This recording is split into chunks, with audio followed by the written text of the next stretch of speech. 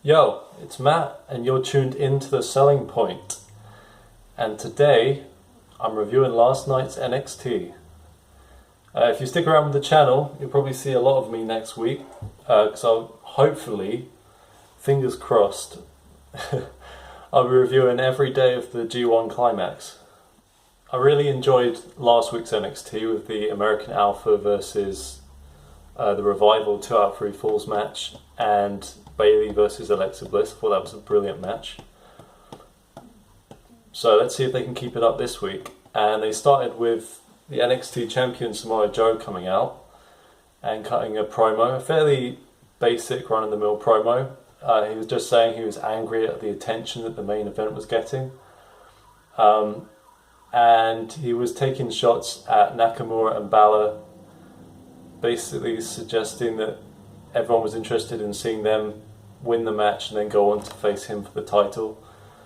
And in that way he did kind of put over the main event as a sort of almost a number one contenders match, but I'll go into that a bit later on. Anyway, he got interrupted by Rhino, and Rhino said that he would go through Joe just to get to the top. Samoa Joe was having none of it, and he walked off, and he said he'll beat Rhino when he wants to. And then they went to announcements for matches for next week. So before we even got into the main event of this week, they were plugging away for next week. And they announced that Bayley's going to face Nia Jax again. I believe this is the third time they'll face off. We've also got American Alpha versus the Authors of Pain, which is kind of cool. A debut of the Authors of Pain. And Joe versus Rhino. Straight away, just like that, it's been made. And then they aired the package again for Balor versus Nakamura, and then it was straight into the match. And I was surprised by that, because I thought it was going to be a 3 or 4 match card tonight, not just a single match, but it was. And actually, just before I go into that main event, I went back and I watched the first time the two of them were faced in the 2014 New Japan Cup in the second round. So it was interesting to see there was a few similarities with that match and the NXT match, but flipped around a bit. So in that original match, Balor was clearly a heel at the time. He was leader of the Bullet Club, so he was taking on a clearly face Nakamura. So you had the traditional heel versus face dynamic. But also, one of the things that stood out for me straight away with that match is that you had regular interference throughout the match from the Bullet Club. It's more like something you'd expect to see from a WWE match.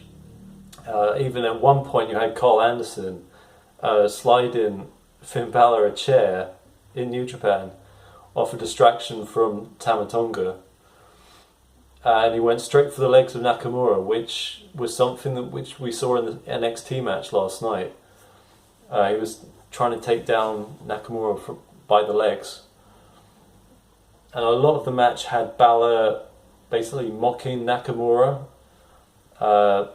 He did the corner spot Nakamura does, where he puts his foot on his opponent's throat in the lower turnbuckle, and he kind of mocked him doing that. And at one point, he even grabs his crotch whilst he's doing it. But that match was interesting. But it was similar in that Nakamura won with a couple of Bommeliers. Something we've not really seen as much of in NXT, the Bommier. They're definitely favouring the Kinshasa for sure. But it had a very fast pace to it, the New Japan Cup match. Very fast. I think it was a 15-minute match, but it felt like it was 5 minutes. It was very quick.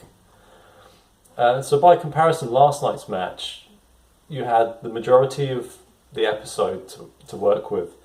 And it felt like a much more slower, but not in a bad sense, a well-paced story.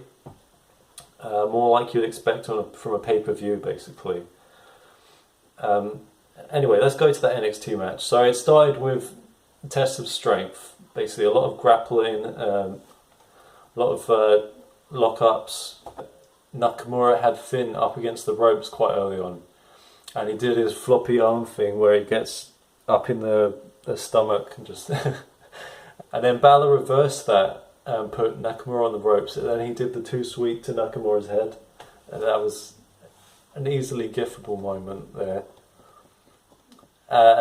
But the majority, like the main body of the match, was just built on a lot of striking, a lot of kicks in the match, particularly drop kicks. Actually, I lost count of how many drop kicks there were in the match.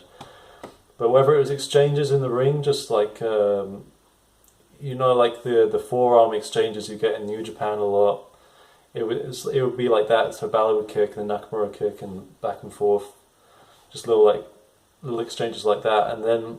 Or it'd be something like Nakamura, at one point he did the running knee to Balor on the outside where Balor was hung out on the apron and he slaps him on the back. And then there was another point where Finn was running on the apron and he did the running soccer kick to Nakamura and hit him square on the chin as well. I've noticed actually whenever Nakamura tends to take it to the outside, it tends to be a really good match that he's involved in. But anyway, after the first Kinshasa, Balor kicked out. That was the first near fall of the match. Then had the reverse 1916, which I think was probably the move of the match for me. Just a good, almost old school wrestling finisher. And then Nakamura kicked out of that, and Balor went straight into a standing double stomp straight after the move, which looked pretty brutal watching it at the time. But then Nakamura won on doing a second Kinshasa. Basically, Finn was going for the coup de grace at one point. Nakamura rolled out of the way, and then wham, Nakamura got him, and that got the pinfall there. And after the match, they shook hands. They bowed to each other, very respectful. Yeah, it's a great match. I rated it 4 stars. I thought it was really good. So a lot of people said that it missed a little something to push it up into that match of the year sort of territory, and I would probably agree with that. I don't know quite what it was missing. Probably maybe it needed an extra 5-10 minutes. So where do they go from here now, Nakamura and Balor? I know that the TakeOver Brooklyn 2 card has been leaked basically last night. I haven't seen it, I haven't seen the spoilers yet, but I do know the rumours for a long time now, probably since Dallas, maybe before Dallas, had Nakamura facing Samoa Joe for the title at Brooklyn. And I said earlier that the match last night did come across as somewhat of a number 1 contenders match, so I wouldn't be surprised if that's what's next for Nakamura. I think that definitely this might be it for Balor. I think that's probably his last NXT match, and I think, if I had to predict, I think we might see him on the main roster, so to speak, as early as Tuesday night. I really think it will be one of the early stories of the draft. I expect him to maybe go in the top 5 for one of the brands in terms of picks.